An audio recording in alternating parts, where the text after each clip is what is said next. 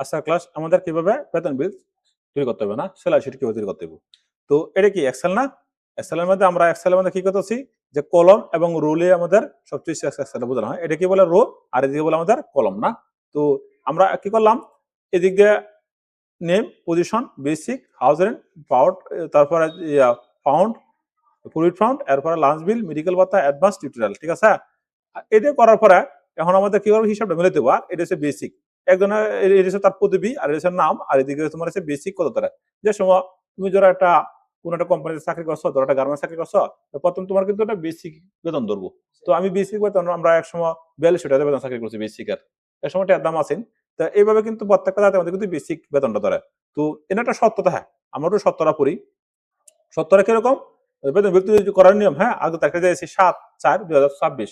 আর না ফেসবুকে মনে করবো কি ব্যাপার, ইউটিউবে যে কি ভিডিও বারবার দেয় নাকি, ভিডিও নাকি, এখানে আমরা কিন্তু আবার বলে দিলাম। তো বেতন বিল তৈরির জন্য নিম্ন একটি ওয়ার্কশিট তৈরি করি এবং নিম্ন সত্তর ফলাফল ভিত্তিতে আমরা ফলাফল বের করি।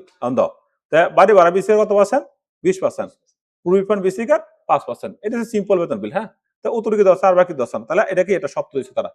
বাড়ি ভাড়া বিসিকের 20% আর রিফান্ড বিসিকার 5%। এটা তো স্যার রিফান্ড কি তুমি যে সমস্যাকে সাইড দাও তোমার একটা টাকা দিয়ে দিবে তারা, এটা বলে রিফান্ড, তোমার পান্টের টাকাটা তোমার রাখবে, এটা বলে রিফান্ড। আর বাড়ি ভাড়া হইছে তুমি যে সমস্যা কেটে করবা তখন তোমার সবকিছু মিলাই তারা একটা বেতন তৈরি করে। বাড়ি ভাড়া কথা দিব, বিসি মেডিকেল কথা কথা দিব, এই যাই হোক।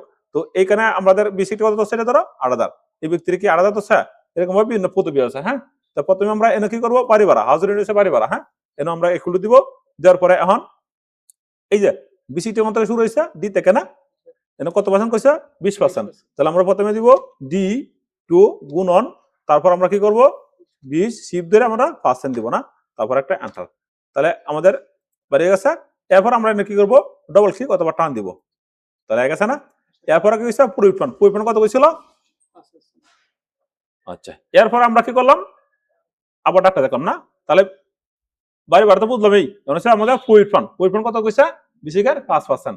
তো আমরা কি করব ঠিক সেম ভাবে আবার এনো আবার ইকুয়াল টু দিব, দেওয়ার পরে ঠিক সেম ভাবে ডি টু গুণন পাই শিফট ধরে পার্সেন্ট, এরপর একটা এন্টার বেরিয়ে গেছে গা। এরপর আমরা এনো কপি করে লিখে দিলাম, ঠিক আছে। এরপরে লাঞ্চ বিল যে কোম্পানি যত কয় তোমার এত তুমি দিয়ে দিবা 100 টাকা। এরপর যদি বলে মেডিকেল ভাতা তো তোমার 200 টাকা 400 টাকা যা কয় তুমি দিয়ে দিবা, ঠিক আছে, এটা কোনো সমস্যা নেই। এরপরে অ্যাডভান্স, যেরকম আমরা গ্রাম থেকে যারা কোম্পানি চাকরি করা যায় তাদের কাছে কিন্তু টাকা টোকা থাকে না, পোশাকটা বন্ধ থাকে না, ঠিক আছে। এই কোম্পানি কি করে দয়া করে কিছু টিয়া দেয়, ধরো এই ব্যক্তি দয়া করে 1,000 টাকা দিচ্ছে, এই ব্যক্তিরা দিচ্ছে 1,000 টাকা, এই ব্যক্তি ধরো 500 টাকা দিচ্ছে, এরকম ভাবে, হ্যাঁ। তো যারা প্রথম চাকরি এরা তো মনে করো একটু হুই ফারতা, হ্যাঁ, চাকরি বাকরি যারা লয় যায়। তো এটি হচ্ছে ঘটনাটা কি যে তাদেরকে কি টাকা টোকা দিয়ে দেয়। তো ঘটনা হচ্ছে আমরা যারা চাকরি করি, চাকরি হচ্ছে একটা সাফারের মতো অন্ধ। তো প্রথমে আমরা এই যে এই জিনিসটা যেটা আছে, এখন আমরা এটা বুঝলাম না, বুঝার পরে এখন আমাদের এই ব্যক্তিরা কি করছে অ্যাডভান্স দিচ্ছে, অ্যাডভান্সটা নেওয়ার পরে 1,000 টাকা 1,000 টাকা কি যদি আমি যোগ করে দিলে তাহলে কি হবে, তো টাকা বেশি হয়ে যাবো, কোম্পানি বাড়বো যে যাবো।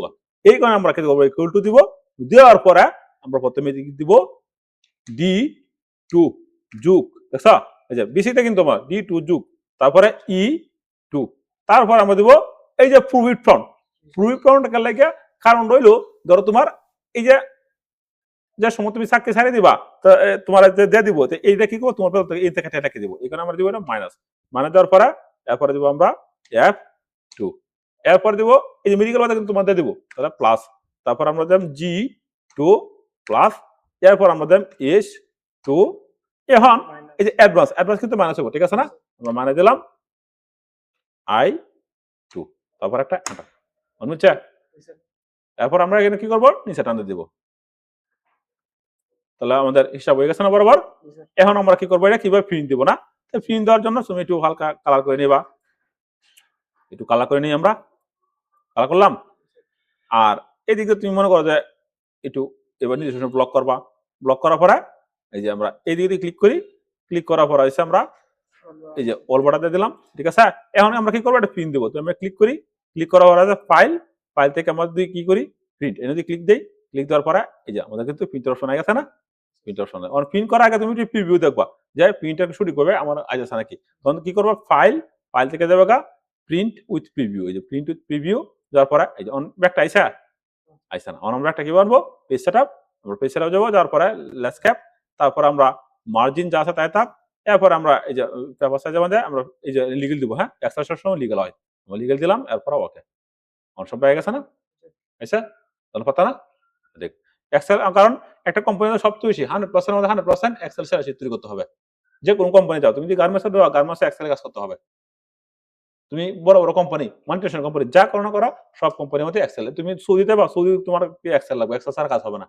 কারণ একটা দোকানের মধ্যে হিসাব নিকাশ আছে। হিসাবটা তোমার কম্পিউটারের মধ্যে কি করা লাগে? রাখা লাগে। পরে মালিকে দেখে দেয়। তার মানে এক্সেল এ কিন্তু হাই লেভেলের ডিমান্ড। এক্সেল দেশীয় মাল্টিনেশনাল কোম্পানি বিদেশে যে কোনো দেশে যাও না কেন, তোমার এটা ভবিষ্যৎ আছে। ঠিক আছে? আমাদের বাংলাদেশের ভবিষ্যৎটা আইটি সেক্টরে কম। বাংলাদেশের মানুষ কয় 100 বছর নিচে, আমি 500 বছর নিচে বলে দিচ্ছি আমরা। কারণ এই যে টিউটোরিয়াল গুলা দিই, ভিডিও গুলা দিই, কেউ দেখে না। তার মানে কি আমরা বুঝলাম যে ফেসবুকে, ইউটিউবের মধ্যে, ইউটিউবে তো ভালোই, ফেসবুকে মনে করো কারণ এই যে ফানি ভিডিও গুলো দিতে তারা, যাই হোক আমরা এগুলো বলবো না, কিছু করুক, আমরা ভিডিও দিয়ে দিতে থাকবো, কারণ শিখুনি ভিডিও দেবো, হ্যাঁ শিখুনি ভিডিও দিয়ে দেবো। যাক, আজকে আমাদের ক্লাস এখানে শেষ, তুমি 10 বার প্র্যাকটিস করো।